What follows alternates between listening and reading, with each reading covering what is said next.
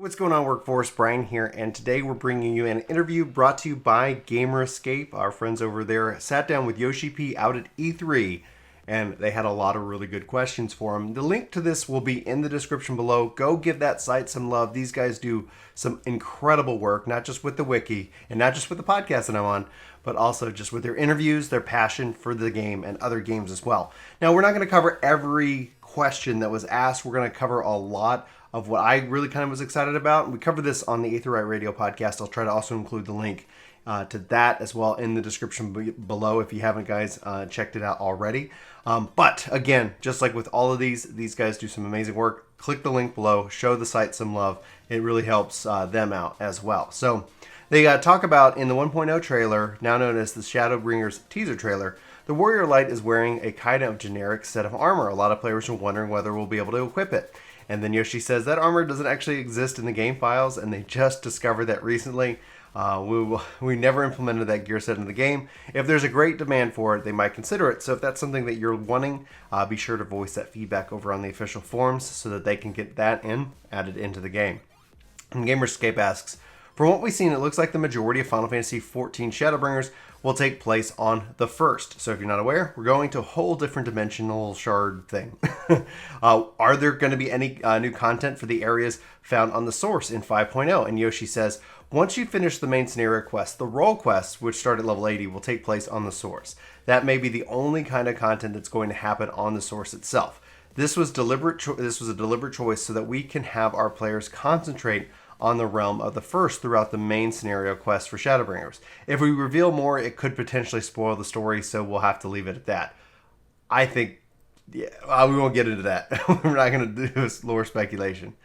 So then they kind of talk and ask about the NPC who they're talking about in the trailer, looking obviously like Brent, Brennan, and Vermont, the three brothers that kind of brought us to the area we were coming into, and also rescued us at the end of like 2.0 series, whatever. And we're not going to cover his answer, but you guys can go read that for yourself. So then GamerEscape asks, we have the world visit system now. Are you expecting that they can impact early access and the launch of the expansion? So what are we going to see another Ruban Extreme or something like that with obviously the technology behind it? And Yoshi says, it's a pretty massive system that we implemented into the world of for World Visit, but seeing that there aren't any major bugs and it's running really smoothly, we are pretty confident that the framework is working properly. That being said, of course, say for example, if there's a lot of people on Balmung and you run into login issues because we have the World Visit system, and we might recommend people move off for more congested servers and play more comfortably on a less congested world at launch. There are definitely a lot of people on that particular server and more people joining as well. So again, we would probably recommend playing on a less congested server if you're looking to play comfortably. So GamerEscape follows up with the World Visit System. Have you seen changes in the overall economy? And they say, we've saw some changes happening with enabling the World Visit System, and we are still in the process of things shifting and fluctuating. But it feels within the range of expectations in areas where we've seen extremely low supply of items. In the World Visit System, where we were able to supply and meet the demands for what was lacking in those particular areas. And we also see the prices of different items sold stabilizing and becoming more average. We haven't seen much confusion either, which is pretty smooth in terms of the economy. And it's really been absolutely smooth. And I'm hoping that with the fact that they're bringing that and that it's stabilizing across the different servers, that at some point, maybe in the next patch or two, that we would actually see them just kind of turn on the kind of the world economy, so to speak. So we'll have to wait and see. That could be a kind of a longer term plan, but we'll find out. So GamerEscape asks, when the expansion launches and there are multiple instances each zone to help alleviate the stress. Unfortunately for parties, they will often teleport and get put into different instances and then have to zone out in order to reconnect. Is there a way that we can have this option to choose which instance to teleport to? And Yoshi says, we've addressed that and your party won't be split up. Yes! So if you guys don't know what he's talking about here, is that typically, especially at the expansion launch, to help alleviate all the different congestion in the zones, they instance the zones out. So you would see zone, like the Lakeland 1, Lakeland 2, Lakeland 3. And in Stormblood, when you would teleport into Lakeland, in this case, you could actually get split up as a party. And so somebody might be in 1, somebody might be in 2 and 3. So they have fixed that. I'm so thrilled by that fact. And honestly, I never had an issue with people being in instant zones if they're filled up, and I'm hopeful that we'll see more updates to that in the future. So GamerEscape asks, we know that the Ishgard reconstruction is going to be considered crafting and gathering endgame content. Can you elaborate more on what this means? Will it be only level 80? And so Yoshi says, first and foremost, now it will be flagged as far as completion will not be by individual player. It will be by flag based off the entire world. The basic concept is going to be that all of the players within the particular world are going to rebuild Ishgard.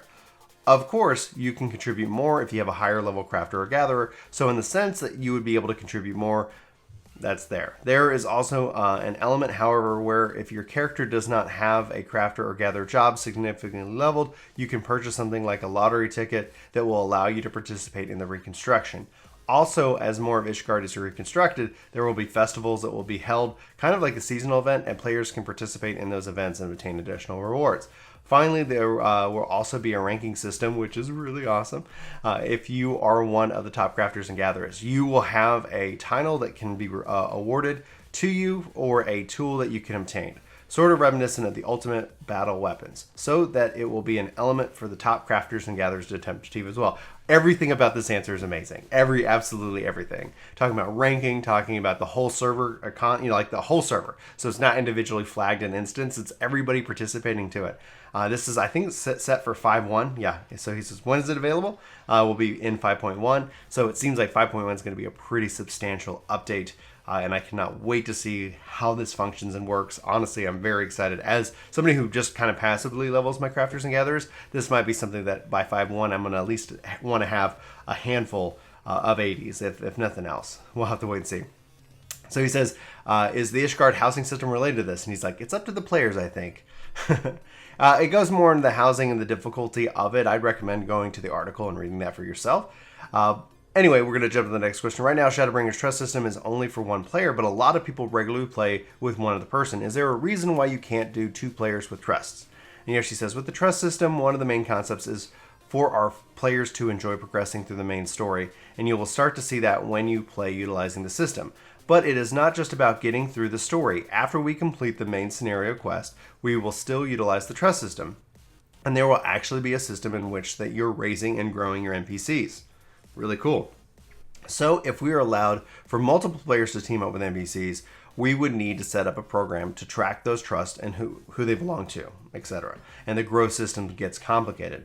Plus, once we allow for present party partial parties, the demand will be there for people who want to go to the duty finder and be able to match up with NPCs, and that gets even more confusing. I don't think so, honestly. Like, it's if you use trust to be anyway. Like, I see where they're thinking, but no. So we had to draw the line somewhere, and we set it up so either you would go solo with your trust or parties up with other players. There is one other more major point. Say, for example, I'm going to go in with 3 other NPCs, and the NPCs need to keep track of in terms of HP, healing, and healing is me in this case. If we had a party comprised of 2 players, the AI would need to decide which player they need to prioritize. And if they're both running low on HP, that adds an extra step, and the AI has to make a decision on which will delay their response. This is a technical thing. This makes sense. This really didn't necessarily make sense, talking about like maybe somebody would want to get matched up with NPCs like Duty Finder and this. Like no. Like keep it to where like pre-made with trusts, like 1, 2, 3, and you can bring a trust, and whoever the party leader is in charge of that. That's just the solution there, honestly, that I think a lot of people could get behind. But let me know if I'm wrong. Let me know what you guys think about that, if that kind of makes sense. So then they talk about the designing the content, and even take camera angles into account, because in the Titania fight they had some struggle. I'll let you guys read the article for his answer there. And then he says, and this is kind of where it gets kind of interesting. During the Las Vegas Fan Festival, there was a battle panel about designing ultimate battle content and about how many people watch and battle these streams. Are you taking streaming and viewing into account when designing future content? And he says, we don't take into account the streamability of the content. With any content, our policy is for the players to experience to come first, and we do not regularly take into consideration the experience of those watching. We would rather make new content than allocate resources to that. Our policy is to make sure the person playing the content is excited and having fun with the experience. What makes the content fun to watch is when the players are having fun and enjoying the content. With the Ultimate Battles, these players are so focused on beating the content, they will spend days on the content, not eating or sleeping. And so for those kinds of things, it does help that there is some drama in those experiences and people are watching the struggle and want to cheer them on because of the drama. It adds to the feeling of being in it together. Perhaps the ultimate content is being designed by extremely talented designers and they may be considering more than just the players, but this is not mandated as part of how our content is designed. And then this is also interesting here, talking about Twitch extension. Have they thought of it? He says, no, we haven't not had any discussions about this, only because we do not have regular discussions about external tools or software or platforms. There are certain tools that are interesting, but so do not, so it is not that there is no desire, but there's still a lot of elements we want to work on in game, and we want to prioritize those in games. And then finally, kind of like a real thing that you probably have seen going around the internet right now. Before FanFest this year, there was a lot of information leaked. What is your reaction to that? And Yoshi-P says, generally speaking, leaking information is the worst thing you can do. There are two thoughts behind this. With our 3 fan festivals as well as our patch updates, we tried to lay out elements that would surprise our players and we would bring an encounter to that people may not have even imagined. It is very important for us to provide that surprise enjoyment. So leaking information is taking away from that enjoyment and ruining the initial contact and emotion that we want our players to experience. So it is unacceptable and unforgivable. The other reason is that it ruins the efforts of the development team that we have a few hundred people working on this daily, and then a spoiler comes out and it destroys what they have worked for. As somebody responsible for the development team, there are simply no words for me to describe how unfortunate that is. It is extremely frustrating, and Square Enix as a whole does its due diligence and investigates all instances of such leaks, and they're taken very seriously. And he's talking about FanFest, not necessarily the media tour leaks itself, because essentially the risk here, and we're going to talk about kind of both sides of this right now. The risk within with a FanFest is that it sets the improper expectations. So one of the reasons why we are aware of leaks and we choose not to share them isn't because that we're worried about Square saying, oh, you can't come to this thing. Honestly, we feel like if we get de-invited, that's fine too. We want to try to remain objective. We don't want to sit here and not provide you the information. However, the leaks themselves, the surprise that he's talking about, the work that these people do, part of the reward is us giving that back to them, like being excited, being surprised.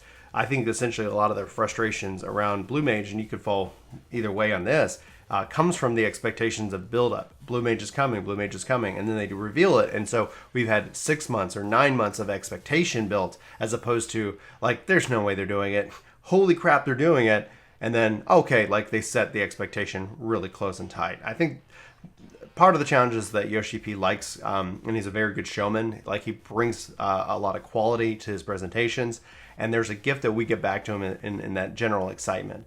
Okay, so the other side of this, though, is that there are people who obviously want the information, and people who want it, I don't have a problem with it, but ultimately, if I don't understand the motivations of the leaks. Now, once the leak information becomes available, it's up to every individual to choose whether to share that information. And I'm not going to sit here and say that you can't, because something falls in your lap, you get excited about it, you want to talk about it.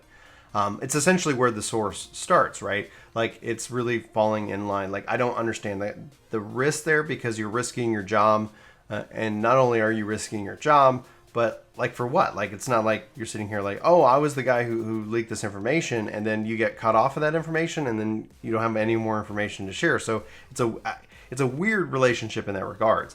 Everybody can easily decide whether they want to share the information once it's been leaked. I'm gonna always leave that up to them on a personal level.